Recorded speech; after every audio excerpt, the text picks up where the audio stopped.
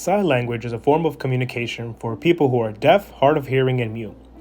Sign language is communicated by hand motion, gestures, and facial expression.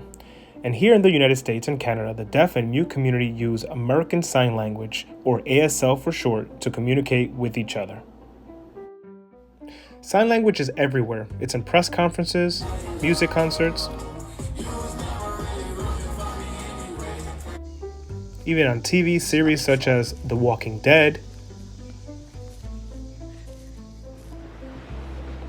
and even on the big screen. In Marvel's Eternals, there was a deaf-mute superhero, and we can see signing. And a few people have even gone viral on the internet and social media because of fake signing. Again, another sign language interpreter accused of signing total gibberish. This time it was at the police news conference announcing an arrest. In 2022, a movie called Coda took home 3 Oscars that year. All this exposure got me questioning, where did sign language come from? The earliest documentation of deafness and muteness was referenced many years before Christ. It was around 5th century BC in a written dialogue by Greek philosophers Plato and Socrates called Cratylus. Another early documentation is during the life of Christ on earth. In the Bible, the Gospel of Mark, chapter 7, verse 31 through 37, we learn that Jesus heals a man who is deaf and mute. For those who believe in the human evolution, sign language could be dated back to prehistoric time. According to paleontologists and anthropologists, in the studying of the bones of early human species, they have suggested that the voice space of early humans would not accommodate the complex speech structures that we have now. The claim is that the Homo sapiens species, Homo erectus, may have used gestures before language to communicate. In North America during the 1400s existed an indigenous form of sign language called Plain Indian Sign Language, or PISL for short. It is one of the oldest indigenous language, also known as hand talk, that was used by both the deaf and mute Native Americans. There were various forms of indigenous sign language that were tribe-specific. However, Plain Indian Sign Language was widely used as it was the means of communication within the different tribes and the European settlers. It was used for commerce, gaining intelligence, hunting, and warfare. This indigenous sign language was passed on from generation to generation, and there are many similarities between Plain Indian Sign Language and ASL today.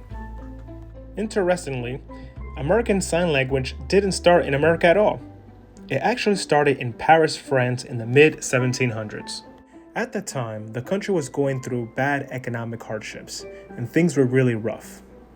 A French Catholic priest by the name of Charles Michel Lepin, he devoted his life to helping the impoverished and less fortunate. One day, while walking through the slums of Paris, he came across 2 deaf sisters that were communicating with each other in some sort of sign language. Now, in Paris during that time, there was a deaf community which already had their own common sign language. And when families had deaf children, they would create their own way of signing referred to as a home sign system.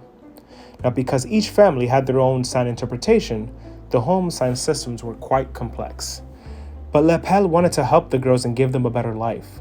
So he dedicated his life to helping them and invented a one-handed manual alphabet system, borrowing the signs that he learned from the 2 deaf girls and other deaf kids. And this was known as Old Sign French. And in 1776, Lepel started a shelter for the deaf kids, which then became the first free public sign language school in the world, called the Royal Institution of the Deaf Mutes. Fast forward to the 1800s, an American by the name of Thomas Hopkins Gallaudet, a Yale graduate and ordained clergyman of Hartford, Connecticut. Gallaudet had a neighbor, Dr. Mason Fitch Cogswell, who had a 9-year-old daughter by the name of Alice who was deaf. Story goes that Gallaudet saw that the other children weren't playing with her, so he became her friend and began teaching her the names of objects by drawing pictures and words in the dirt. Dr. Cogswell, happy to see his daughter's progress, convinced Gallaudet to open a school for teaching deaf children. So with the help of Dr. Cogswell and a few Connecticut financiers, they were able to raise money to send Gallaudet to Europe to learn about the established methods of deaf education. In Europe, Gallaudet finds a school started by Lepel and convinces a star teacher, Laurent Clerc, to help establish a school for the deaf back in the United States. And they did. The American School for the Deaf opened, and if you haven't guessed where, it's in Hartford, Connecticut. Around the same time the school was being opened, there was an island off of Connecticut called Martha's Vineyard. famous nowadays for its unique towns made up of their Victorian-style homes and architecture. Also known for their beautiful beaches and celebrities who own homes on the vineyard, such as Spike Lee, Diane Sawyer, and regular visitors include the Obamas and the Clintons. However, in the 1800s, Martha's Vineyard was very different than what it is today. It had a large population of deaf people that came from a recessive gene, a form of hereditary deafness that came from the arrival of the first deaf settlers in the 1690s. By the mid-19th century, almost every family had a member with that trait.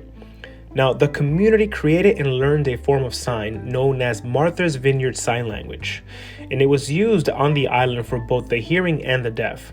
So, when the American School for the Deaf opened, a lot of the children from Martha's Vineyard enrolled, taking their sign language with them, helping expand ASL. Now, remember the plain Indian Sign Language I had previously mentioned?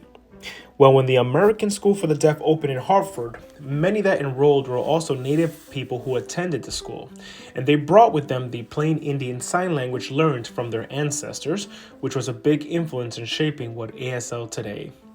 So in essence, ASL consists of Old French Sign, Various Homes Sign, Martha's Vineyard Sign Language, and plain Indian Sign Language.